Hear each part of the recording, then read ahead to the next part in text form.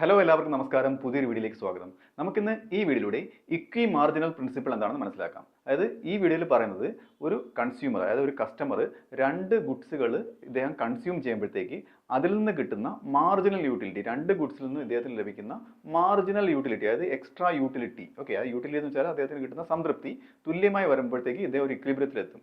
അതാണ് ഈ പ്രിൻസിപ്പിൾ പ്രകാരം പറയുന്നത്. നമുക്കിത് വിശദമായിട്ട് മനസ്സിലാക്കാം. വീഡിയോയിലേക്ക് കടക്കാം.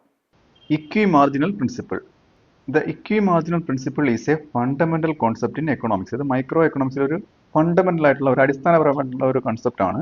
Used in both consumer behaviour and producer decision making. ഞാൻ ആദ്യം പറഞ്ഞത് കൺസ്യൂമർ ബിഹേവിയറിന്റെ കാര്യമാണ് ഇൻട്രൊഡക്ഷനിൽ പറഞ്ഞത്. അതോടൊപ്പം തന്നെ പ്രൊഡ്യൂസർ ഡിസിഷൻ മേക്കിംഗ്, ഒരു ഉൽപ്പാദകൻ ഒരു പ്രൊഡക്റ്റ് പ്രൊഡ്യൂസ് ചെയ്യുമ്പോഴത്തേക്ക് അദ്ദേഹത്തിന്റെ ഡിസിഷൻ മേക്കിങ്ങിലും ഇത് ഉപയോഗിക്കുന്നുണ്ട്. ഓക്കെ, അപ്പം എന്താണെന്ന് നോക്കാം.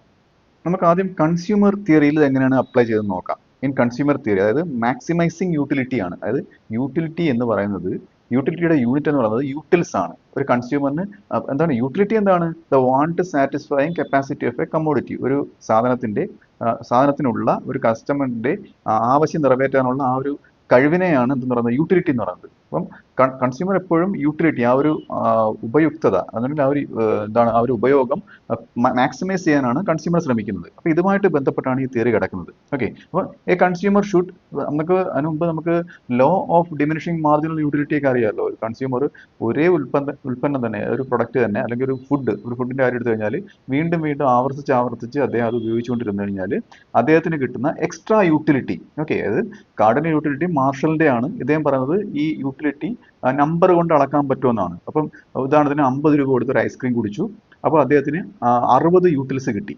പിറ്റേന്ന് അദ്ദേഹത്തിന് എന്ത് ചെയ്തു? വീണ്ടും 50 രൂപ കൊടുത്ത് അതേ ഐസ്ക്രീം തന്നെ കുടിച്ചു, അദ്ദേഹത്തിന് 55 യൂട്ടിൽസ് കിട്ടി. എന്തുകൊണ്ടാണ്? ആ യൂട്ടിലിറ്റി, എക്സ്ട്രാ യൂട്ടിലിറ്റി അദ്ദേഹം കൺസ്യൂം ചെയ്യുമ്പോഴത്തേക്ക് വീണ്ടും കൺസ്യൂം ചെയ്യുമ്പോഴത്തേക്ക് അദ്ദേഹത്തിന് കിട്ടുന്ന, അതിൽ നിന്ന് ലഭിക്കുന്ന ആ ഒരു യൂട്ടിലിറ്റി കുറഞ്ഞു വരും. അവസാനം അദ്ദേഹം കൊടുത്ത 50 രൂപയും ഈ യൂട്ടിലിറ്റി, അദ്ദേഹം കിട്ടിയ യൂട്ടിലിറ്റി ഈക്വൽ ആകുമ്പോൾ ഇദ്ദേഹം ഇക്വിലിബ്രിയത്തിലെത്തും ആണ് ഈ ഒരു പ്രിൻസിപ്പിൾ പ്രകാരം പറയുന്നത്. അപ്പോൾ 50 രൂപ കൊടുത്തു, 50 യൂട്ടിൽസ് കിട്ടി. യഥാർത്ഥത്തിൽ യൂട്ടിൽസ് എന്ന് പറയുന്നത് ഒരു സൈക്കോളജിക്കൽ ആയിട്ടുള്ള ഒരു കാര്യമാണ്. അത് നമ്പർ ഉപയോഗിച്ച് അളക്കാൻ പറ്റത്തില്ല. എന്നാൽ ഈ മാർഷലിന്റെ പ്രിൻസിപ്പിൾ പ്രകാരം അദ്ദേഹം പറയുന്നത് യൂട്ടിലിറ്റി നമ്പർ ഉപയോഗിച്ച് അളക്കാൻ പറ്റുമെന്നാണ്. ഓക്കെ, ഇനി ഇത്രയും മനസ്സിലായാലും നമുക്ക് നോക്കാം. A consumer should spend their money in a way that equalises the marginal utility per unit of money spend on each good. അതായത് ഇപ്പോൾ ഗുഡ് എക്സ്, ഗുഡ് വൈ, രണ്ട് ഗുഡിന്മേലും ഇദ്ദേഹം പണം ചെലവാക്കിയാണ്. ഓക്കെ, അപ്പോൾ ഇദ്ദേഹത്തിന് മാർജിനൽ യൂട്ടിലിറ്റി കിട്ടിക്കൊണ്ടിരിക്കുകയാണ് രണ്ട് ഗുഡിന്റെ മേലും. ഓക്കെ, അപ്പം ഈ രണ്ട് ഗുഡിൽ നിന്ന് ലഭിച്ച മാർജിനൽ യൂട്ടിലിറ്റി തുല്യമാവുന്നത് വരെ ഇത് ടു കമ്മോഡിറ്റി കേസ് ആണ് കേട്ടോ. ഞാൻ ആദ്യം പറഞ്ഞത് സിംഗിൾ കമ്മോഡിറ്റി കേസാണ്. ഈ മാർജിനൽ കൊടുത്ത പണവും കിട്ടിയ യൂട്ടിലിറ്റി തമ്മിൽ തുല്യമാവുന്നത്. ടു കമ്മോഡിറ്റി കേസിലാണെന്നുണ്ടെങ്കിൽ രണ്ട് കമ്മോഡിറ്റി ഒരു കൺസ്യൂമർ കൺസ്യൂം ചെയ്യുമ്പോഴത്തേക്ക് രണ്ട് ഗുഡിൽ നിന്നും കിട്ടിയ ആ ഒരു യൂട്ടിലിറ്റി എന്ന് പറയുന്നത് തുല്യമാകുന്നതാണ് ഇവിടുത്തെ ആ ഒരു എന്താണ് മാക്സിമൈസിങ് യൂട്ടിലിറ്റി എന്ന് പറയുന്നത്. ആണ് ഒന്നുകൂടെ വായിച്ചു നോക്കിയേ. Way that equalises the marginal utility per unit of money spend on each good. Okay, ഓരോ ഗുഡിന്മേലും ഇദ്ദേഹം പണം ചെലവാക്കുകയാണ്. അപ്പോഴത്തേക്ക് ഇദ്ദേഹത്തിന് പണം ചെലവാക്കുമ്പോഴത്തേക്ക് ഓരോ ഗുഡിൽ നിന്നും ഇദ്ദേഹത്തിന് യൂട്ടിലിറ്റി കിട്ടും. അപ്പൊ ഈ രണ്ട് ഗുഡിൽ നിന്നും കിട്ടിയ യൂട്ടിലിറ്റി തുല്യമാകുമ്പോഴത്തേക്ക് ആണ് ആ ഒരു ഇക്വി മാർജിനൽ യൂട്ടിലിറ്റി വരുന്നത്. ഓക്കെ, അതായത് മാർജിനൽ യൂട്ടിലിറ്റി ഓഫ് എക്സ് എന്ന കമ്മോഡിറ്റി കൺസ്യൂം ചെയ്തപ്പോഴത്തേക്ക് ഇദ്ദേഹത്തിന് എക്സ്ട്രാ കിട്ടിയ utility divided by price of X, ആ ഉൽപ്പന്നത്തിന്റെ വില. ഓക്കെ, ഇങ്ങനെ ഡിവൈഡ് ചെയ്യുമ്പോഴത്തേക്ക് അത് ഏതിന് തുല്യമായിരിക്കണം? Which is equal to marginal utility of Y എന്ന കമ്മോഡിറ്റി ഇദ്ദേഹം ഉപയോഗിച്ചപ്പോഴത്തേക്ക് കിട്ടിയ യൂട്ടിലിറ്റി ഡിവൈഡ് ബൈ ആ പ്രൈസ് ഓഫ് വൈ എന്ന ഉൽപ്പന്നത്തിന്റെ വില. അപ്പൊ ഇതാണ് അതിന്റെ ഒരു കാൽക്കുലേഷൻ വന്നത്. ഇത് രണ്ടും തുല്യമാകുമ്പോഴത്തേക്ക് ഇദ്ദേഹത്തിന് മാക്സിമം യൂട്ടിലിറ്റി കിട്ടി. ഓക്കെ, ഇതാണ് ഈ കോൺസെപ്റ്റ്. ഇവിടെ MU എന്ന് പറയുന്നത് മാർജിനൽ യൂട്ടിലിറ്റി, അതായത് extra satisfaction from one more unit. ഒരു എക്സ്ട്രാ യൂണിറ്റ് കൺസ്യൂം ചെയ്യുമ്പോൾ കിട്ടുന്ന ഒരു എക്സ്ട്രാ സാറ്റിസ്ഫാക്ഷൻ ആണ് മാർജിനൽ യൂട്ടിലിറ്റി. ഈ നമുക്കറിയാം പ്രൈസ് ഓഫ് ദ ഗുഡ്, ആ ഉൽപ്പന്നത്തിന്റെ വില.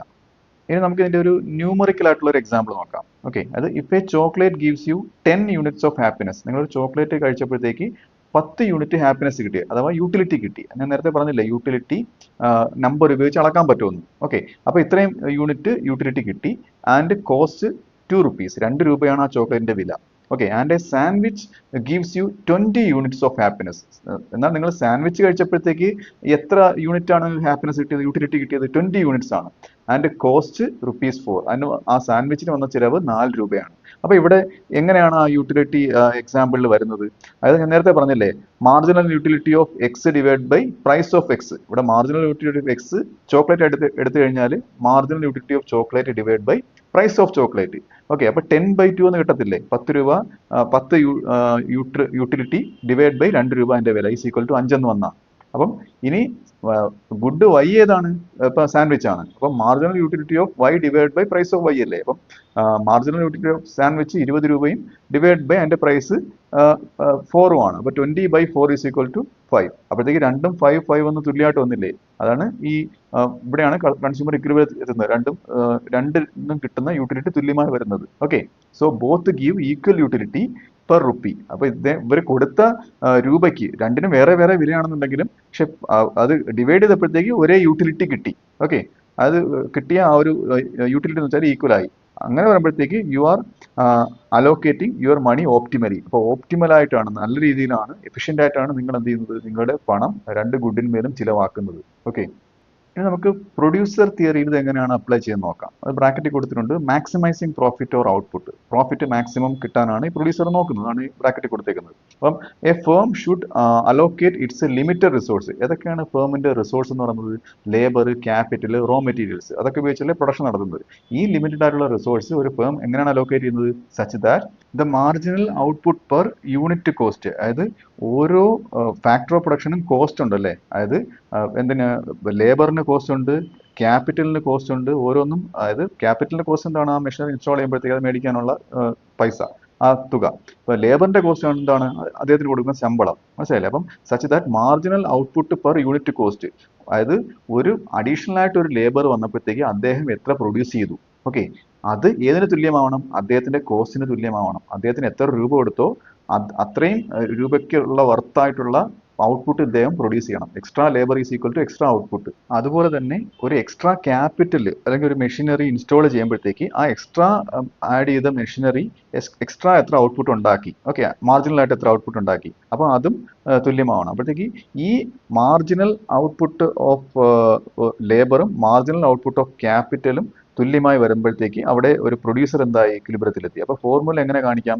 MPL divide by PL is equal to MPK divide by PK. MPL എന്ന് വെച്ചാൽ marginal productivity of labour divide by price of labour, അതായത് കോസ്റ്റ് ഓഫ് ലേബർ, അദ്ദേഹത്തിന് കൊടുക്കുന്ന ശമ്പളം, is equal to marginal productivity of capital. Capital extra ഉണ്ടാക്കിയത് divided by എന്താണ്? Price of capital, ആ മെഷീനിന് ചിലവാക്കിയ തുക. ഇത് രണ്ടും തുല്യമായി വരുമ്പോഴത്തേക്ക് പ്രൊഡ്യൂസർ എന്തായി? ഇക്വിലിബ്രിയത്തിലെത്തി. ഇവിടെ MP നമുക്കറിയാം marginal product extra output from 1 more unit ആണ്. ഞാൻ പറഞ്ഞു കഴിഞ്ഞു. P എന്ന് പറയുന്നത് കോസ്റ്റ് ഓഫ് ദ ഇൻപുട്ട്, ആ ഇൻപുട്ടിന് ചിലവാകുന്ന cost. Okay, like labour, capital, ഇങ്ങനെയുള്ള കാര്യങ്ങൾക്ക് ചിലവാക്കുന്ന തുക. ഇനി നമുക്ക് ഇതിന്റെ കോർ ഐഡിയ നോക്കാം. അതായത് എന്ന് പറയുന്നത് ഇത്രയേ ഉള്ളൂ. Whether you are spending money as a consumer or using resources as a business. ഞാൻ പറഞ്ഞില്ലേ, രണ്ട് പേരുടെ കാര്യമാണ്. നിങ്ങൾ ഒരു കൺസ്യൂമർ ആയിട്ട് ഒരു സാധനം രണ്ട് സാധനങ്ങൾ മേടിക്കുന്നതിന് പൈസ സ്പെൻഡ് ചെയ്യുകയാണോ, അല്ലെന്നുണ്ടെങ്കിൽ റിസോഴ്സ്, ക്യാപിറ്റൽ, ലേബർ, പിന്നെ റോ മെറ്റീരിയൽസ് ഒക്കെ ഉപയോഗിച്ച് ഒരു പ്രൊഡക്ഷൻ നടത്തുകയാണോ, ഓക്കെ, അതായത് or using resources as a business. അപ്പൊ ഇതാണ് ഇതിന്റെ കോർ ഐഡിയ എന്ന് പറയുന്നത്. The equimarginal principle helps you maximise benefits or minimise waste. അപ്പൊ ഇത് എന്തിനു സഹായിക്കും നിങ്ങൾക്ക്?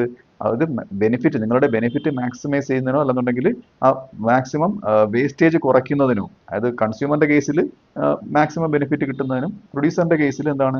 ആ വേസ്റ്റേജ് കുറയ്ക്കുന്നതിനും അത് സഹായിക്കും. എങ്ങനെയാണ്? By comparing what you get per unit of cost or effort. അതായത് നിങ്ങൾക്ക് ആ യൂണിറ്റ് കോസ്റ്റിന് ഇതുമായിട്ട് കമ്പയർ ചെയ്ത് നിങ്ങൾക്ക്, ഞാൻ നേരത്തെ പറഞ്ഞ പോലെ ഇങ്ങനെ ഒരു കമ്പാരിസൺ നടത്തിയിട്ട് നിങ്ങൾക്കത് കൃത്യമായിട്ട് മനസ്സിലാക്കാൻ കഴിയുന്നു. അതാണ് എൻ്റെ കോർ ഐഡിയ എന്ന് പറയുന്നത്.